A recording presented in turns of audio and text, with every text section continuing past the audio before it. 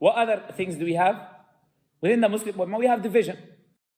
And division is a tactic that the West have always used. Divide and conquer. Right? Divide and conquer. We have many Muslim, example is the lands, is a basic example that Muslim people know.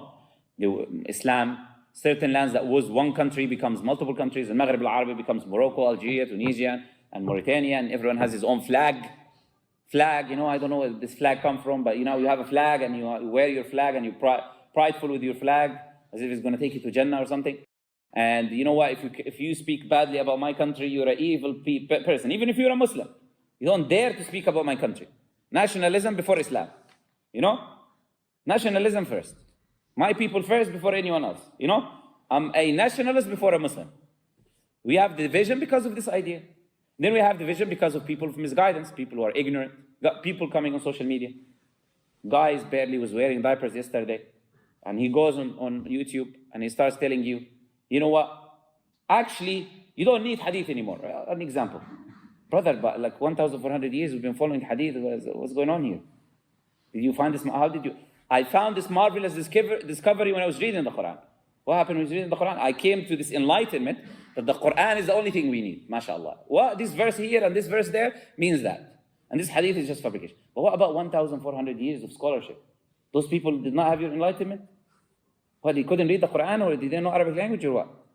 Prophet ﷺ, what's going on? What was going on that since all of this 1,400 years, until you were born yesterday?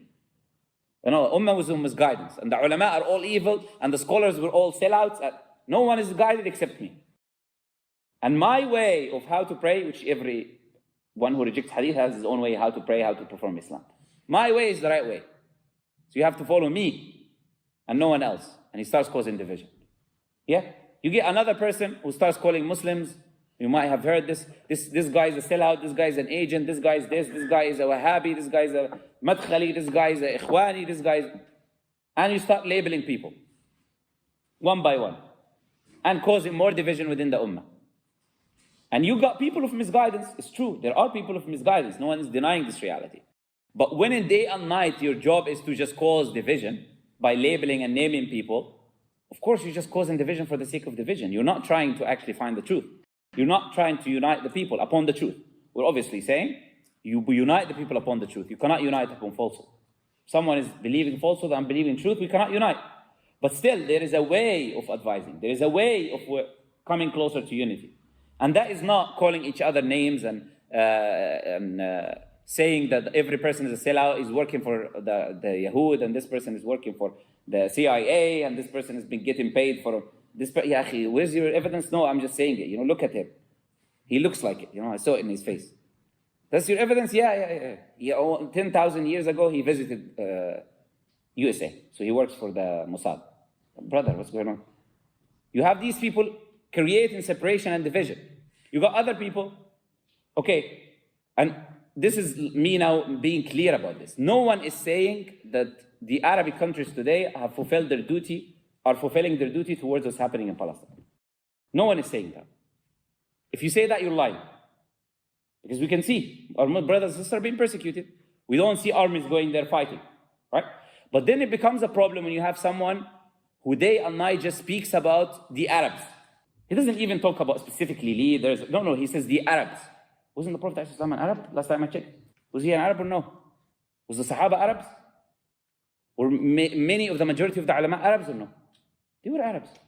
Well, are there Arabs today, ulama, major ulama, who teach the people the religion or no? So what is this Arabs are this, Arabs are that, and pictures of Arabs wearing Arab clothing?